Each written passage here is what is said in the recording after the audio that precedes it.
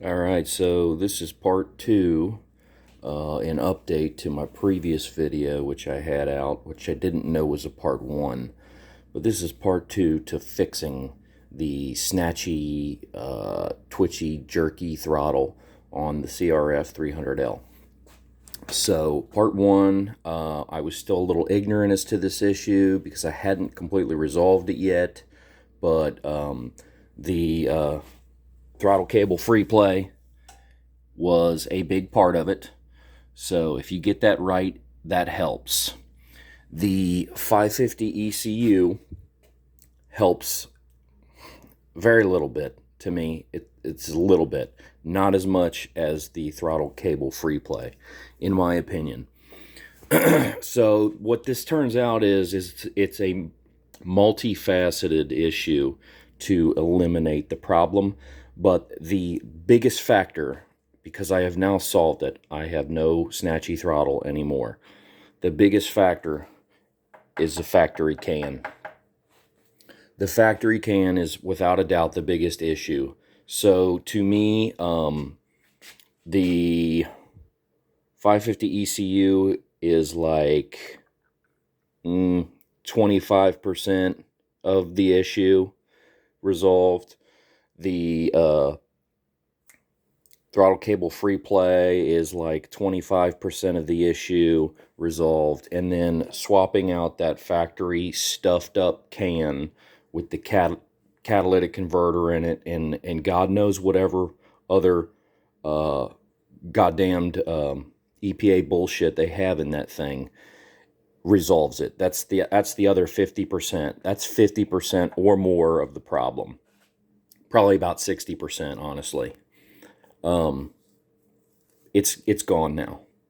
Gone now. Swapped that out and took her for a rip, and it's completely gone. I took it for a putt around the block, just like around the block and back, and I was like, geez, that sure seems like it's just completely uncorked. But I took it up the road, took it off-road, and gave her a rip and did some slow maneuvering and things like that.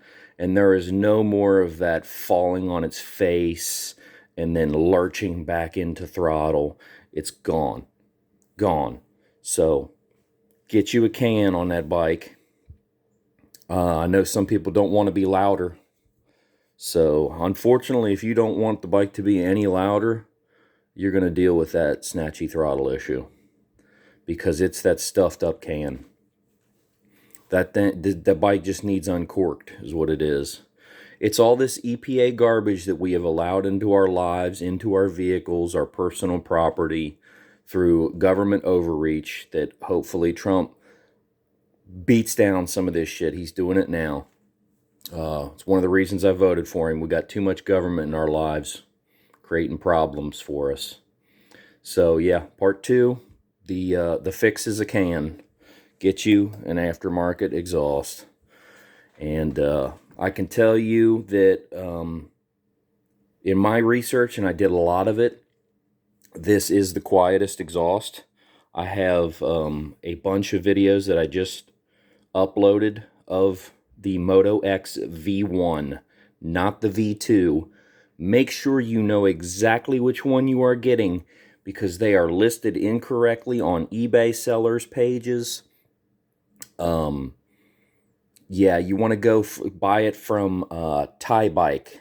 That's THAI, like Thailand. ThaiBike.com, I think it is, or something like that. You'll come up with it. They have them listed correctly. You want the V1 if you want the quietest of the two. And then make sure that you also at the same time buy the DB killer. There's a silencer, a DB killer for this exhaust. It's like a little baffle there with those holes in it around there.